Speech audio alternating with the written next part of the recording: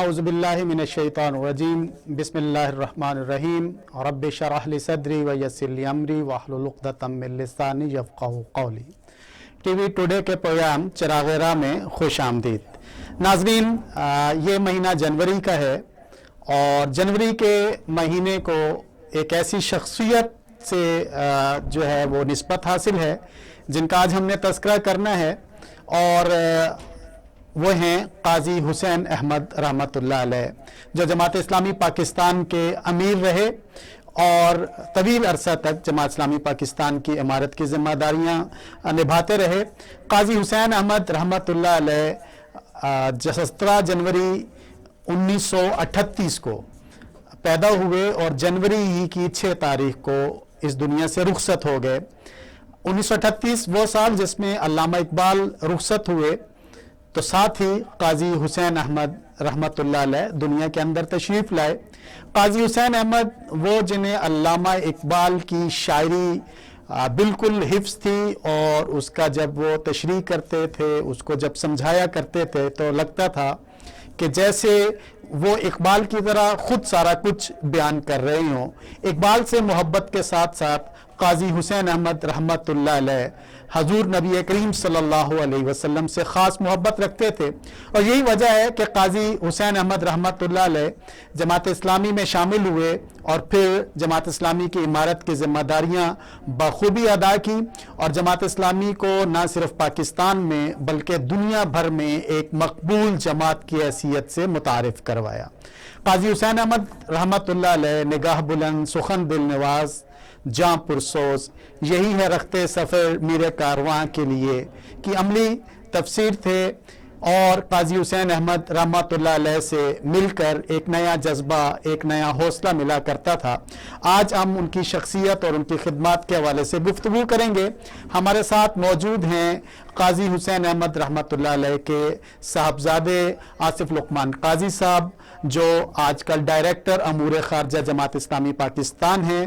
میں قاضی صاحب کو خوش آمدید کہتا ہوں۔ قاضی صاحب، آپ کی آمد کا شکریہ، آپ تشریف لائے، اور آج ہم گفتگو کریں گے محترم قاضی حسین احمد رحمۃ اللہ علیہ سے متعلق۔ تو سب سے پہلے آصف بھائی یہ بتائیے گا کہ قاضی حسین احمد رحمۃ اللہ علیہ کی شخصیت کے حوالے سے گفتگو کر رہے ہیں، تو ذرا ان کی ابتدائی حالات سے متعلق اور پھر جماعتی زندگی سے متعلق ہمارے ناظرین کو آگاہ کیجیے گا۔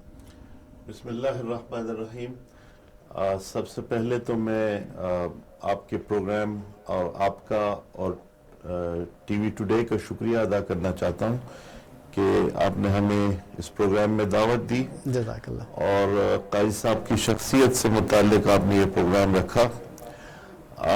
قاضی حسین احمد رحمۃ اللہ علیہ 1938 کو زیارت کاکا صاحب ہمارا گاؤں ہے ضلع نوشہرہ میں، ضلع نوشہرہ سے 10 کلومیٹر جنوب میں یہ واقعہ ہے، اور اس گاؤں کی نسبت جو ہے وہ حضرت کاکا صاحب رحمہ اللہ ان سے ہوتی ہے، اس حوالے سے اس گاؤں کا نام ہے۔ ابتدائی تعلیم انہوں نے اپنے والد صاحب سے حاصل کی اور اپنے گاؤں کے اسکول میں حاصل کی۔ قاضی صاحب 5 بھائی اور 5 بہنیں، یہ 10 سبلنگز تھے، اور قاضی صاحب سب سے چھوٹے تھے ان میں، تو اس حوالے سے یعنی پورے گھرانے کی جو شفقت اور محبت تھی وہ قاضی صاحب کو ملی۔ ان کے جو بڑے بھائی تھے مولانا عبد القدوس رحمہ اللہ، وہ دیوبند کے فاضل بھی تھے، وہ شریعت کورٹ کے جج بھی رہے، اور ایک طویل عرصہ پشاور یونیورسٹی کے اسلامک سٹڈیز کے وہ ڈین رہے، اور اپنے بڑے بھائی کے ساتھ تعلق جو تھا قاضی صاحب کا وہ بالکل ایسا تھا جیسے والد اور بیٹے کا تعلق ہوتا ہے، تو بہت ادب کا ایک تعلق تھا اپنے بڑے بھائی کے ساتھ۔ اور ابتدائی تعلیم کے بعد ان کی تعلیم بھی وہ پشاور یونیورسٹی کیمپس منتقل ہو گئے تھے، اور اپنے بڑے بھائی کے گھر میں ہی ان کی رہائش تھی، تو اس حوالے سے ان کو ایک بڑا علمی ماحول جو ہے وہ میسر آ گیا تھا بچپن سے ہی۔ اسکول کے اسلامیہ کالجیٹ اسکول تھا ان کا، پھر اسلامیہ کالج پشاور، اس دور سے ہی دینی تعلیم کے لحاظ سے بھی، اور چونکہ وہ پشاور یونیورسٹی کیمپس تھا، تمام پروفیسرز کی کمیونٹی جو ہے وہ ایک مختصر سی کمیونٹی تھی, آپس میں میل جول تھا.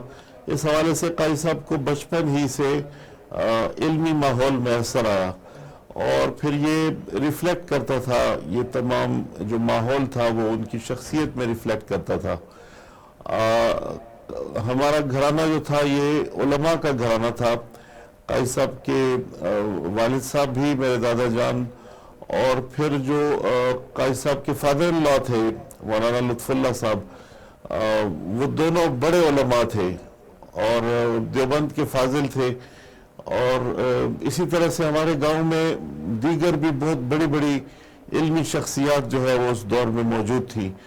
تو علمی بحثیں ہوتی تھی گھر میں, اور قاضی صاحب جو ہے وہ بطور سامع اس میں شریک ہوتے تھے بڑے علماء کی مجلس میں.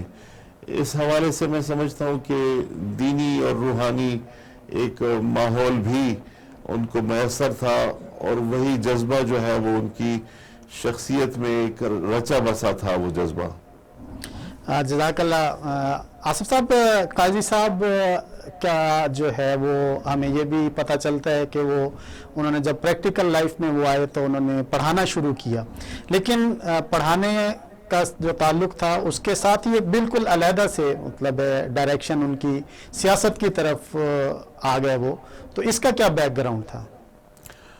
قاضی صاحب نے ان کا سبجیکٹ جیوگرافی تھا. جی بالکل. اور پشاور یونیورسٹی سے جیوگرافی میں ماسٹرز کرنے کے بعد وہ جہاں زیب کالج سوات میں لیکچرر کے طور پر تعینات ہوئے, اور جہاں زیب کالج ہی میں ان کے نیوزی لینڈ کے ایک پروفیسر تھے جو جیوگرافی میں ان کے مینٹور کے طور پر انہوں نے کام کیا.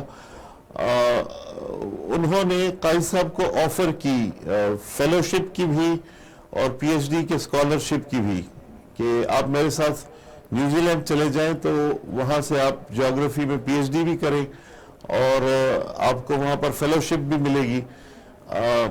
قاضی صاحب نے کہا کہ میں نے اس بارے میں سوچا, لیکن میں نے کالج کی زندگی ہی میں یہ ارادہ کر لیا تھا.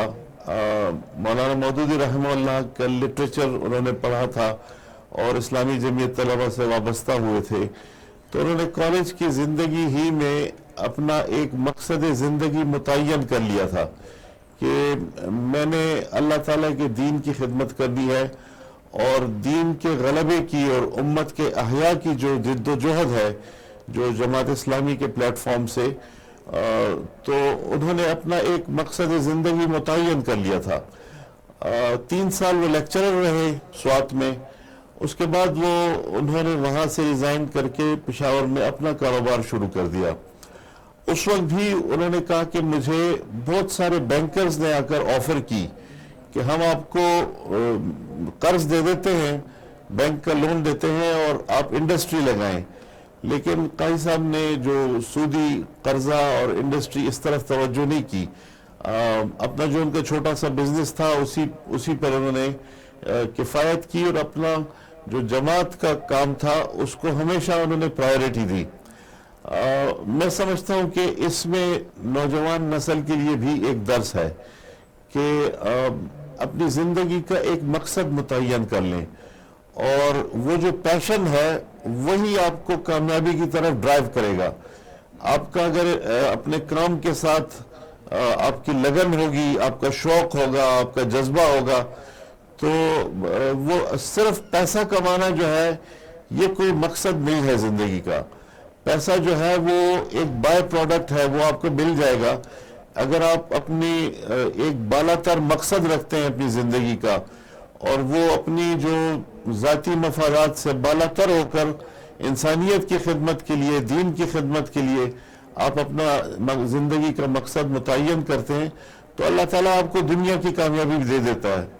تو اس حوالے سے میں سمجھتا ہوں کہ قاضی صاحب کی جو کاروبار تھا اس میں بھی اللہ نے برکت دی, اور ان کی پوری زندگی میں پوری جد و جہد میں اللہ تعالیٰ نے برکت دی. انہوں نے زندگی کے آخری لمحے تک جماعت اسلامی کے ساتھ وہ وابستہ رہے.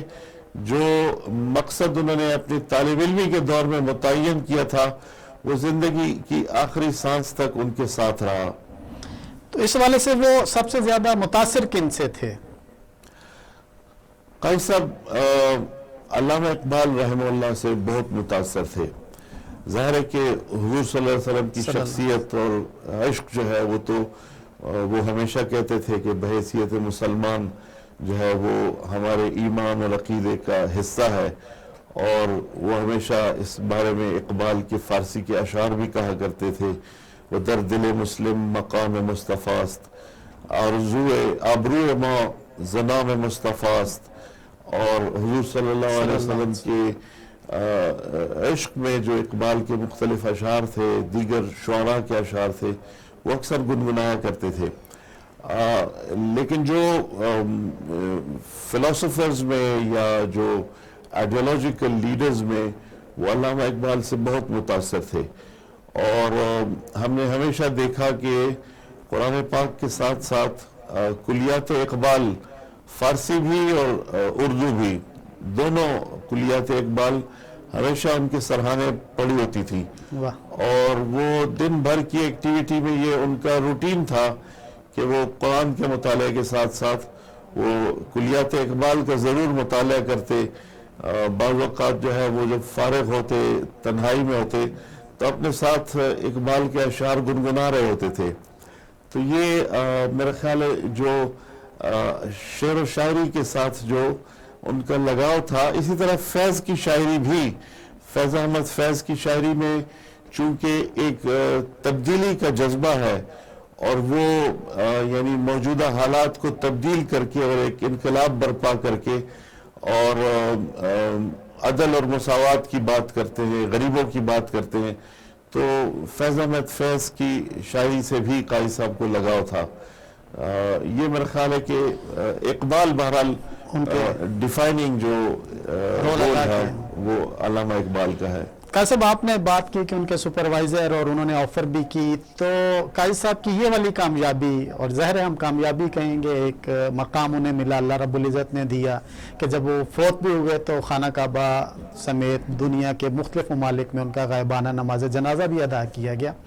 تو کوئی اساتذہ ان کے حیات تھے ان کی زندگی میں جنہوں نے اپنے شاگرد کو اس طرح سے پھلتا پھولتا دیکھا ہو؟ ان کا تو جو نیوزی لینڈ کے ان کے پروفیسر تھے، ان کا تو انتقال چند برس پہلے ہو چکا تھا. ہمارا رابطہ ان سے ہوا، لیکن وہاں ان کی یونیورسٹی سے ہمیں معلوم ہوا کہ ان کا انتقال ہو چکا ہے. البتہ قاضی صاحب کے پشاور میں 2-3 سال ان سے سینئر تھے ڈاکٹر محمد سعید. ڈاکٹر سعید کا تعلق ہمارے گاؤں سے ہی تھا، ہمارے عزیز بھی تھے، اور وہ سینٹ کے رکن بھی رہے، اور پشاور یونیورسٹی کے وہ پرو وائس چانسلر بھی رہے. اور اپنے یعنی استاد اور شاگرد کے ساتھ ساتھ قاضی صاحب کے ساتھ ان کا دوستی کا ایک تعلق تھا. تو ڈاکٹر سعید صاحب اس وقت حیات تھے، اور ڈاکٹر سعید صاحب قاضی صاحب کی پوری ہمیں جو زندگی کی داستان ہے وہ اکثر جب کوئی بھی موقع ملتا تھا وہ سنایا کرتے تھے. وہ بذات خود ڈاکٹر سعید بھی ایک ایسے شخصیت ہے جن سے بہت سیکھنے کی چیزیں ہیں ان کی شخصیت سے. جزاک اللہ محترم آصف لقمان. قاضی صاحب، ہم قاضی حسین احمد رحمۃ اللہ علیہ کی شخصیت سے متعلق گفتگو کر رہے ہیں، اور جنوری میں چونکہ ان کا یوم پیدائش بھی ہے اور یوم وفات بھی ہے، اس لیے ہم نے یہ موضوع چنا، اور قاضی حسین احمد رحمۃ اللہ علیہ سے متعلق ہم جاننے کی کوشش کر رہے ہیں. ناظرین، ایک مختصر سے بریک کا وقت ہے، بریک کے بعد حاضر ہوتے ہیں، ہمارے ساتھ رہیے گا. بریک کے بعد خوش آمدید. ناظرین، ہم قاضی حسین احمد رحمۃ اللہ علیہ سے متعلق گفتگو کر رہے ہیں، اور ہمارے ساتھ ہیں آصف لقمان. قاضی صاحب، آصف بھائی یہ بتائیے گا کہ قاضی صاحب کی جو سیاسی زندگی ہے وہ تو سب کے سامنے ہے، تو ان کی ذاتی زندگی، ان کی خاندانی زندگی سے متعلق ہمارے ناظرین کو آگاہ کیجیے. قاضی صاحب ایک محبت کرنے والی شخصیت تھے، اور جس شخص کو بھی انہوں نے کچھ تھوڑا سا وقت بھی گزارا تو وہ ان کی محبت کو محسوس کرتا تھا. اور ابھی ہمیں پتہ چلتا ہے کہ اگر چند منٹ بھی کسی نے گزارے ہیں ان کے ساتھ تو وہ ان کی شخصیت نے ایک اثر چھوڑا ہے ان کے اوپر. درست. اسی طرح سے گھر کے اندر بھی ہمارا الحمدللہ ایک بڑا گھرانہ ہے جو ایکسٹینڈڈ فیملی ہے، اور قاضی صاحب اپنے گھرانے کے ہر فرد تک پہنچتے تھے اور ہر فرد کے ساتھ ان کا ایک ذاتی تعلق تھا۔ ان کی وفات پر ہمیں محسوس ہوا کہ جو ہمارے سارے رشتہ دار ہیں، جو عزیز ہیں، ہماری فیلنگز میں اور ان کی فیلنگز میں کوئی فرق نہیں تھا۔ سب لوگ جو ہے وہ ان کے ساتھ رشتہ ایسا ہی تھا جیسے بیٹا یا بیٹی۔ اسی طرح سے جو ایک ایکسٹینڈڈ فیملی ظاہر ہے کہ جماعت اسلامی کی بھی ہے، جس میں آپ سمجھ لیں کہ لاکھوں لوگ ہیں اس فیملی کے اندر، اور ان سب کا قاضی صاحب کے ساتھ ایک ذاتی تعلق تھا۔ تربیت کے حوالے سے قاضی صاحب دو چیزوں کا بہت زیادہ خیال رکھتے تھے۔ ایک تو وہ بچپن سے ہی بہت زیادہ کیئرفل تھے کہ آپ نے ہمیشہ سچ بولنا ہے، اور کوئی بھی غلط بیانی، اگر معمولی سی بھی غلط بیانی کو وہ برداشت نہیں کرتے تھے، اور اس کی کیئر کرتے تھے کہ ہم لوگ جو ہے وہ جو بھی بات کریں تو وہ بالکل 100% حقیقت پر مبنی ہو۔ دوسری چیز جس کی وہ کیئر کرتے تھے وہ نمازوں کی پابندی، اور وہ بالکل واچ کرتے تھے کہ ہم لوگ نمازوں کی پابندی کریں۔ ان کا جو تربیت کا انداز تھا وہ بڑا سٹل قسم کا تھا، یعنی کوئی سختی نہیں کرتے تھے، اور جیسے آپ کو ایسے انداز میں واچ کرتے تھے کہ آپ کو پتہ نہیں لگتا تھا، آپ کو فیل نہیں ہوتا تھا کہ میں آبزرو ہو رہا ہوں، لیکن وہ اور بعض اوقات آپ کی غلطی پر وہ فوری طور پر نہیں ٹوکتے تھے، بلکہ آپ کی غلطی کو آبزرو کر کے بعد میں کسی مناسب موقع پر جو ہے وہ توجہ دلاتے تھے کہ فلاں موقع پر ایسی بات کی تھی تم نے جو نہیں کرنی چاہیے تھی، اور اس طرح سے بات کرنی چاہیے تھی۔ تو یہ ان کا ایک تربیت کا ایک محبت کا انداز تھا۔ میں سمجھتا ہوں کہ شخصیت کا جو سب سے نمایاں پہلو آپ کہہ سکتے ہیں وہ محبت کا پہلو تھا۔ مجھے ان کی وفات کے بعد نیوز ویک کے ایک رپورٹر نے جو کنٹریبیوٹ کر رہی تھی ایک خاتون، انہوں نے پوچھا تھا کہ ان کی شخصیت کی سب سے نمایاں خوبی کیا تھی؟ میں نے یہی جواب دیا تھا کہ محبت جو ہے وہ ان کی، اور محبت کو جیسے اقبال فاتح عالم کہتے تھے، تو یہ شعر بھی اکثر قاضی صاحب کہا کرتے تھے، وہ محبت کے ذریعے سے دلوں کو فتح کیا کرتے تھے۔ اتنی زیادہ مصروفیات اور فیملی، اور آپ نے کہا کہ فیملی بھی بہت بڑی اور پھر بچے بھی اور سارا، تو کس طرح سے قاضی صاحب مینیج کیا کرتے تھے؟ میں سمجھتا ہوں ان کے وقت میں اللہ تعالیٰ نے کوئی برکت ڈالی تھی، اور جو برکت کا تصور ہے، میں قاضی صاحب کی زندگی کو دیکھتا ہوں تو تصور مجھے سمجھ میں آتا ہے کہ باوجود ان تمام جو پبلک لائف کی مصروفیات تھی، اس کے باوجود وہ ہر غمی خوشی میں نہ صرف یہ کہ فیملی کے اندر، بلکہ جتنے بھی ان کے دوست تھے، جو جماعت اسلامی کے لوگ تھے یا جن لوگوں کو وہ جانتے تھے، وہ پہنچنے کی کوشش کرتے تھے اور سم ہاؤ وہ پہنچ جاتے تھے وہاں پر۔ تو اس کو میں کسی اور طریقے سے شاید ایکسپلین نہ کر سکوں، میرا خیال ہے کہ یہ برکت ہی تھی جو اللہ تعالیٰ نے ان کے وقت میں ڈال دی تھی۔ درست، تو مطلب ہے وہ پراپر گھر میں بھی جو ہے نا وہ وقت دیا کرتے تھے، اور جو تربیت میں بھی ظاہر آپ نے بتایا۔ تو یہ جو بالعموم ہمارے ہاں پایا جاتا ہے کہ جو سیاسی رہنما ہوتے ہیں یہ اس طرح، تو اولاد کو کم وقت دے پاتے ہیں، تو میرے خیال میں کہ آپ کا یہاں پہ ہونا اور پھر جماعت کے اندر آپ کا بھی ایک ایکٹیو کردار ہونا شاید انہی کی تربیت ہی کا نتیجہ ہے۔ جی الحمدللہ، مطلب ہمارے جتنے بھی فیملی ممبرز ہیں، میری والدہ بھی اور ہم بہن بھائی بھی، وہ سب جماعت اسلامی کا ایکٹیو حصہ ہیں، اور ایکٹیولی جماعت کا اپنی اپنی جگہ پر کام کر رہے ہیں۔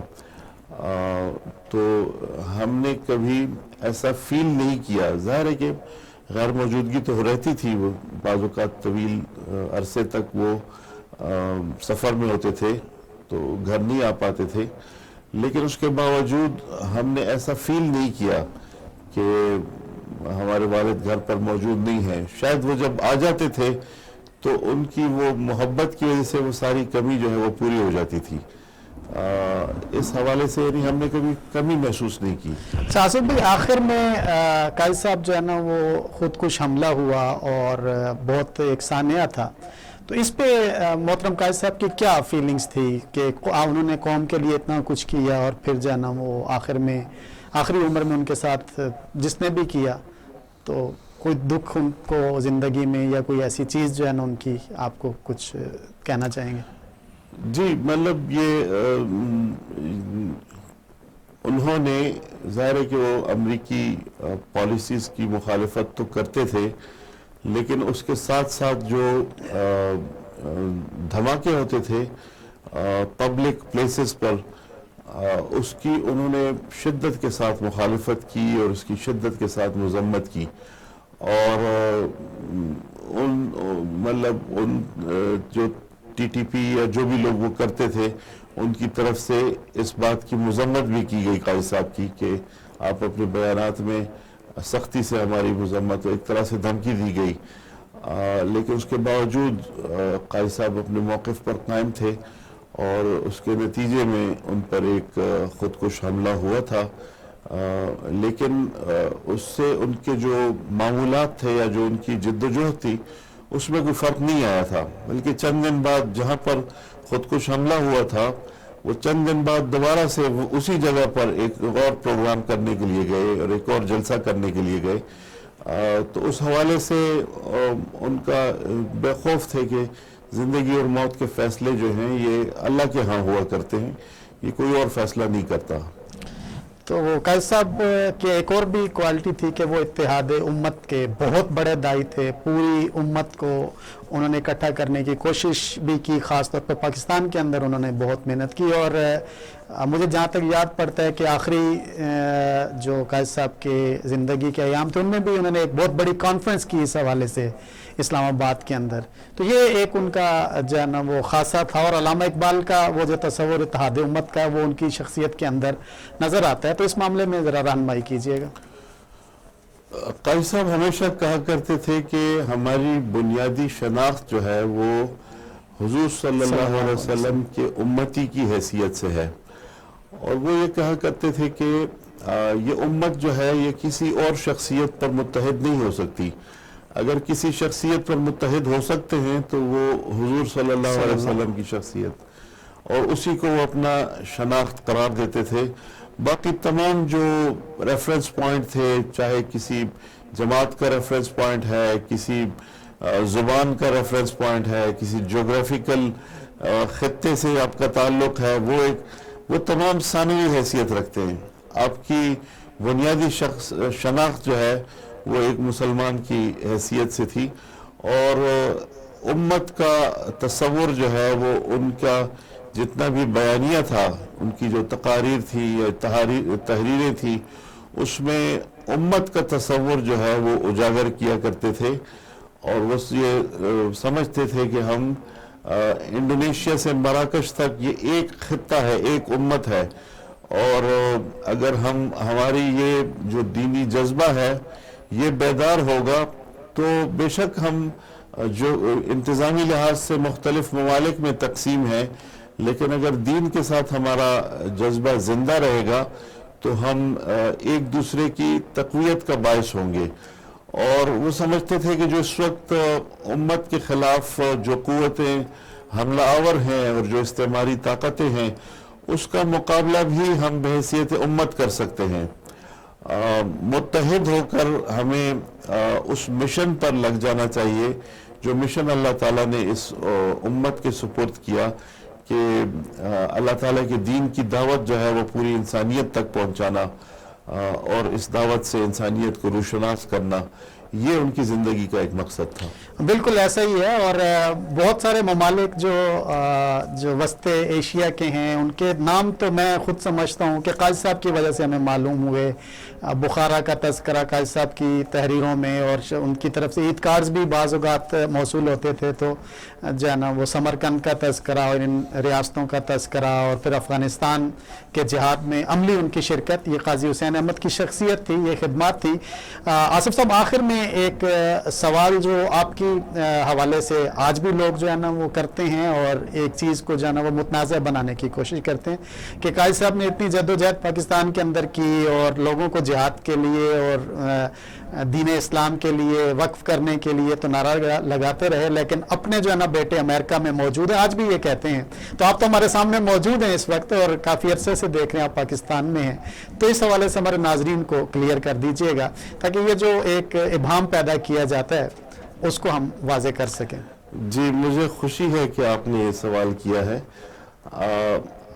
ہر کام کا ایک وقت ہوتا ہے. میں جب طالب علم تھا اسلامی یونیورسٹی میں، اس وقت افغانستان کا جہاد جو تھا یہ عروج پر تھا، اور جو ارلی 80s کا دور تھا.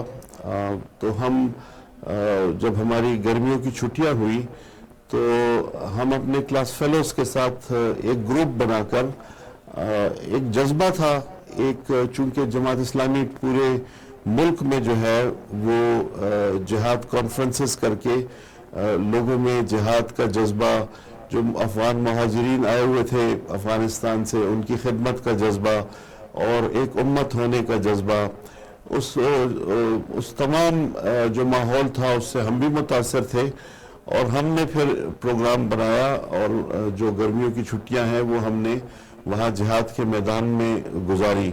تو اس حوالے سے یعنی کوئی ایسا موقع نہیں رہا کہ میں اس وجہ سے کسی کام سے پیچھے ہٹ گیا ہوں کہ اس میں کوئی جان کا خطرہ ہے. جہاد کے لیے بھی میں گیا اور والدین کی اجازت سے گیا. اسی طرح سے میں اسلامی جمعیت طلبہ کا رکن تھا، اسلام آباد کا ناظم تھا، اور وہ تمام مراحل اور وہ تمام خطرات جو ایک عام کارکن کی زندگی میں پیش آ سکتے ہیں، وہ تمام خطرات سے میں گزرا. میں جیل بھی گیا. میں ظاہر ہے نوجوانی کا دور ہوتا ہے، بعض اوقات جو ہے وہ ٹینشنز کی صورتحال بھی ہوتی ہے، تصادم بھی ہو جاتے ہیں، پولیس کے ساتھ بھی تصادم ہو جاتے ہیں. وہ تمام مراحل سے میں گزرا، اور کبھی بھی کوئی پریویلیجڈ پوزیشن ہمیں نہیں ملی کہ اس حوالے سے کہ میں قاضی صاحب کا بیٹا ہوں تو کوئی پریویلیجڈ پوزیشن ہو. جو ایک عام کارکن کی زندگی میں مراحل آتے ہیں وہ تمام مراحل میری زندگی میں بھی آئے. اس کے بعد جب زمانہ طالب علمی کا جو پاکستان میں جو طالب علمی کا دور ختم ہوا تو میں نے اعلیٰ تعلیم کے لیے پھر امریکہ گیا. وہاں میں نے اپنی ڈگری مکمل کی، اور ڈگری مکمل کرنے کے بعد جو ہے میں واپس پاکستان آ گیا، کیونکہ میری وابستگی پاکستان کے ساتھ ہے.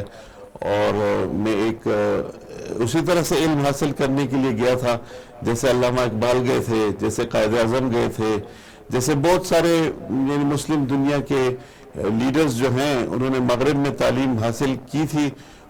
اسی طرح سے میں بھی گیا تھا. وہاں امریکہ میں رہ کر بھی ہمارے خیالات اور ہمارے نظریات یہی رہے تھے جو پاکستان کے اندر تھے. آپ اگر روس کا سفر کرتے ہیں تو اس سے آپ کمیونسٹ نہیں بن جاتے. چین کا آپ سفر کرتے ہیں تو اس سے کمیونسٹ آپ نہیں بن جاتے. آپ کے نظریات اور خیالات جو ہیں وہ آپ کے ساتھ ساتھ ٹریول کرتے ہیں. تو امریکہ کے اندر بھی میں اسلامک سرکل آف نارتھ امریکہ کا رکن تھا اور اس کے بوسٹن چیپٹر کا میں پریزیڈنٹ تھا. ہم نے وہاں پر بھی اپنی جد و جہد اسی طرح سے جاری رکھی تھی. بہت شکریہ آصف لقمان قاضی صاحب. اگرچہ قاضی حسین احمد رحمۃ اللہ علیہ کی شخصیت پہ اتنے مختصر وقت میں گفتگو نہیں ہو سکتی، لیکن ہم نے کوشش کی کہ کچھ نہ کچھ معلومات اپنے ناظرین تک پہنچا سکیں. ناظرین، آپ کے فیڈ بیک کا انتظار رہے گا. اس کے ساتھ ہی ہمارے پروگرام کا وقت ختم ہوتا ہے. اپنے میزبان محمد عمران ملک کو اجازت دیجیے. اللہ حافظ.